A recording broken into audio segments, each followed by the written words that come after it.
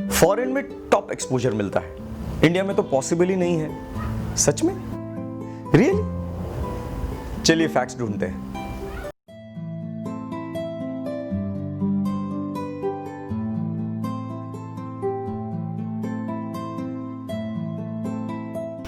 नमस्कार। हमने पिछले एपिसोड्स में इंडिया और अब्रॉड के एजुकेशन एंड कल्चर के बारे में इंटरेस्टिंग और स्ट्राइकिंग पॉइंट्स पर डिस्कशन किया। अब हम बात करेंगे अब्रॉड के सबसे famous attraction points, exposure and job opportunity की, और साथ में इंडिया के एक्सपोजर एंड जॉब अपॉर्चुनिटी को कंपेयर भी करेंगे। आजकल जनता में मीडिया का जो प्रचार प्रसार हुआ है, उसके कारण आम आदमी के मन में भी यह बात फिट हो गई है कि अब्रॉड में ग्लोबल लेवल का एक्सपोजर मिलता है, इंटरनेशनल लेवल पे इंटरेक्शन की अपॉर्चुनिटीज मिलती है, डिफरेंट कंट्रीज के कल्चर जानने का मौका मिलता है। साथ साथ अब्रॉड में बहुत अच्छी जॉब अपॉर्चुनिटीज भी है, हेफ्टी पैकेजेस भी है। इसी वजह से वहां हमारा एक्सेप्शनल ग्रोथ हो सकता है, और अब्रॉड जैसा एक्सपोजर या तो अच्छी जॉब इंडिया में पॉसिबल ही नहीं है। लेकिन सामने दिखती वास्तविकता को भी हमने सही तरह से नहीं सोचा है कि इस देश ने एक चाय वाले को जैसा टॉप ग्लोबल एक्सपोजर दिया है, ऐसा एक्सपोजर और ग्रोथ एक इंडियन को पूरे विश्व में कहीं भी पॉसिबल नहीं है। अरे ऐसा एक्सपोजर हर किसी को थोड़े ना मिलता है। देखिए, ये कोई एक्सेप्शनल बात नहीं है। इंडिया में पॉलिटिक्स के सिवा भी law, economics, public administration, space and defence technology जैसे क्षेत्रों में इंडियन सिटीजन को टॉप मोस्ट एक्सपोजर मिलता ही है। इससे बढ़िया एक्सपोजर एक इंडियन को इंडिया के बाहर कहीं भी मिलने वाला नहीं है। लेकिन ऑल ओवर देखे तो यूएस, यूके जैसा एक्सपोजर इंडिया में कहां से मिलेगा? वो तो बहुत ही डेवलप्ड कंट्रीज है ना। चलिए एक बार मान लेते हैं कि यूएस जैसे देशों में एक्सपोजर ज्यादा है, लेकिन वो टॉप लेवल का एक्सपोजर क्या इंडियंस को मिल सकता है? कोई इंडियन टॉप लेवल तक जाना चाहे तो क्या ये पॉसिबल है? आज वर्ल्ड की बेस्ट डिफेंस टेक्नोलॉजीज यूएस में है, पर किसी इंडियन को वो टेक्नोलॉजीज जानने का मौका मिल सकता है? लेकिन कोई कंट्री अपनी डिफेंस टेक्नोलॉजीज क्यों शेयर करेगी? वो तो उसका टॉप सीक्रेट है। उसके अलावा दूसरी टेक्नोलॉजीज का बेस्ट एक्सपोजर तो मिलता ही है ना। नहीं, दूसरी टेक्नोलॉजीज का भी यही हाल है। जैसे नासा में कितने सारे रिस्ट्रिक्शंस हैं, सारी की पोजीशंस अमेरिकन के लिए ही रिजर्व्ड है, वहां इंडियंस का कोई स्कोप नहीं है। अरे स्पेस टेक्नोलॉजी की प्राइवेट फर्म भी चाहे तो भी इंडियन को रिक्रूट नहीं कर सकती। इसको क्या आप बेस्ट एक्सपोजर कहेंगे? आइए उनकी ऑफिशियल वेबसाइट भी इस बारे में क्या कहती है ये देखते हैं। ITAR के मुताबिक डिफेंस और military related technologies special authorisation के बिना सिर्फ यूएस पर्सन को ही बता सकते हैं। जिसका बड़ा एग्जांपल देखे तो स्पेसएक्स को इंटरनेशनल लोग हायर करने हैं पर नहीं कर सकते। ये नासा की साइट पे जो रिस्ट्रिक्शंस मेंशन है वो देखिए, जॉब हो, एजुकेशन हो या एरोनॉटिक्स हो, हर जगह यूएस सिटीजन को ही प्रायोरिटी दी जाएगी। शायद डिफेंस या तो स्पेस में एक्सपोजर ना मिले, ऐसा हो सकता है, पर आईटी सेक्टर में तो बेस्ट एक्सपोजर मिलता ही है।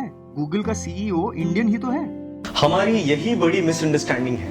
हम मीडिया में जो बातें जिस तरह से आती है उस तरह से मान लेते हैं, लेकिन डीपली सोचते ही नहीं है।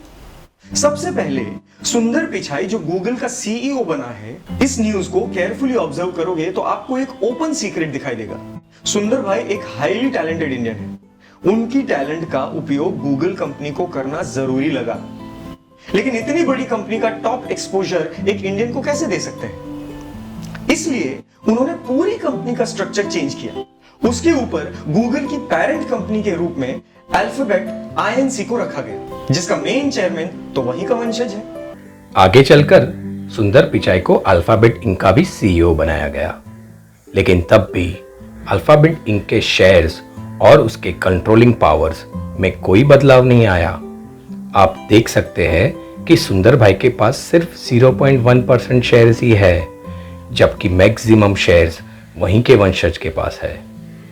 अल्फाबेट इंक की पॉलिसी ही ऐसी है जिसके तहत 51% कंट्रोलिंग पावर्स कंपनी के फाउंडर्स लैरी पेज और सर्गी ब्रेन के पास ही रहती है। कंट्रोलिंग पावर्स के मामले में तो सुंदर भाई कहीं भी नहीं है। ये सारे फैक्ट्स हम क्रिटिसाइज करने के लिए नहीं, पर इस भ्रम को दूर करने के लिए बता रहे हैं कि अब्रॉड में इंडियंस को इंडिया से ज़्यादा एक्सपोजर मिलता है। हकीकत यही है कि इंडियंस को इंडिया के अलावा और कहीं भी टॉप मोस्ट लेवल का एक्सपोजर नहीं मिल सकता। यही टैलेंट अगर भारत के काम आए तो हमारे देश का बहुत फायदा हो सकता है। You can never know the ultimate secrets in any field there. प्रचार की बड़ी बड़ी बातों में आने जैसा बिल्कुल भी नहीं। ये गूगल के अलावा भी जो चंद एग्जांपल्स आईटी सेक्टर में टॉप लेवल एक्सपोजर के मिलते हैं, उनका केस बाय केस एनालिसिस करेंगे तो गूगल जैसा ही कोई नया रहस्य खुलेगा। लेकिन भारत में ऐसी सिचुएशन जरा भी नहीं। कोई भी इंडियन अपनी कैपेसिटी और कॉम्पिटेंसी प्रूव करता है तो उसको टॉप लेवल तक जाने का पूरा स्कोप है। लेकिन आज की जनरेशन वहां के एक्सपोजर के बारे में ही सोचती रहती है, इसलिए अपने घर की ओर नजर ही नहीं जाती। इंडिया में आज भी ऐसे एडवांस सर्कमस्टेंसेस हैं, उसके कारण भारत ग्लोबल प्लेटफॉर्म पर टॉप 5 में आता है। टॉप 5। आज पूरा वर्ल्ड इंडिया को one of the best developing market consider करता है। इस बात से भी आप समझ सकते हैं कि यहां पे एक्सपोजर का कितना बड़ा स्कोप है और आगे कितना डेवलप हो भी सकता है। वाह रे वाह, बताइए तो जरा कितना स्कोप है। इंडिया में तो स्कोप सभी के लिए है। यहां तो माइनॉरिटी भी सारे एक्सपोजर को एंजॉय करती है। आप वेस्टर्न कंट्रीज में देखिए, वहां टॉप एक्सपोजर कुछ क्लासेस के लिए ही है।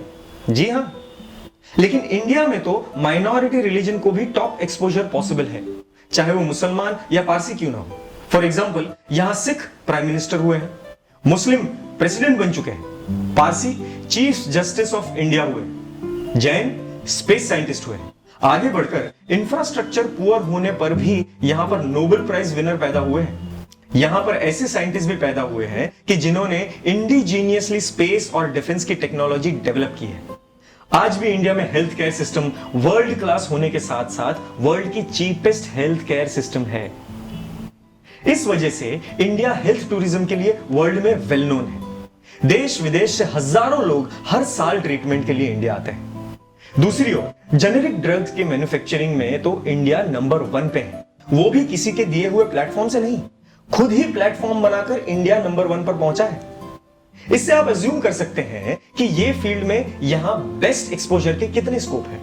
यदि एडवांस टेक्नोलॉजी की दृष्टि से देखें तो मैक्सिमम 10 साल के अंदर अंदर डिफेंस के सिवा सारी टेक्नोलॉजी इंडिया में आ ही जाती है। And this period two is becoming short day by day. कई टेक्नोलॉजीज तो ऐसी भी है जो एक साथ ही आ जाती है। फॉर एग्जाम्पल, सारे सॉफ्टवेयर्स ऑलमोस्ट वर्ल्ड वाइड ही रिलीज होते हैं, काफी हार्डवेयर भी वर्ल्ड वाइड रिलीज होते हैं, और आईटी एंटरटेनमेंट वगैरह इंडस्ट्रीज तो पैरेलल ही चलती है। दूसरी ओर इट इज एन अनडिस्प्यूटेबल फैक्ट कि इंडिया में जैसा रिलीजियस एक्सपोजर है वैसा एक्सपोजर किसी कंट्री में पॉसिबल ही नहीं है। भारत में आज भी रिलीजन का ओरिजिनल फॉर्म देखने को मिलता है। उसका बेस्ट एटमॉस्फेयर, इंफ्रास्ट्रक्चर भी भारत में ही उपलब्ध है, क्योंकि यहाँ के ancient religious and philosophical scriptures और उसका नॉलेज ढूंढने जाओगे तो भी दूसरी जगह नहीं मिलेगा आपको। दलाई लामा ने भी भारत में उपलब्ध फिलोसॉफिकल ज्ञान की खुले दिल से प्रशंसा की है। उनका कहना है कि भारत की ताकत सारे विश्व का गुरु होने की है। दूसरी ओर भारत में सारे धर्मों को प्रैक्टिस करने की पूरी स्वतंत्रता है और बिना भेदभाव सारे धर्मों को प्रोटेक्शन भी दिया जाता है। जबकि कुछ फॉरेन कंट्रीज में तो वहीं के थोड़े कुछ रिलीजन्स को ही प्रोटेक्शन दिया जाता है, दूसरे धर्मों को, उनके अनुयायियों को, उन धर्म के प्लेसेस, रिचुअल्स वगैरह को कोई प्रोटेक्शन नहीं दिया जाता।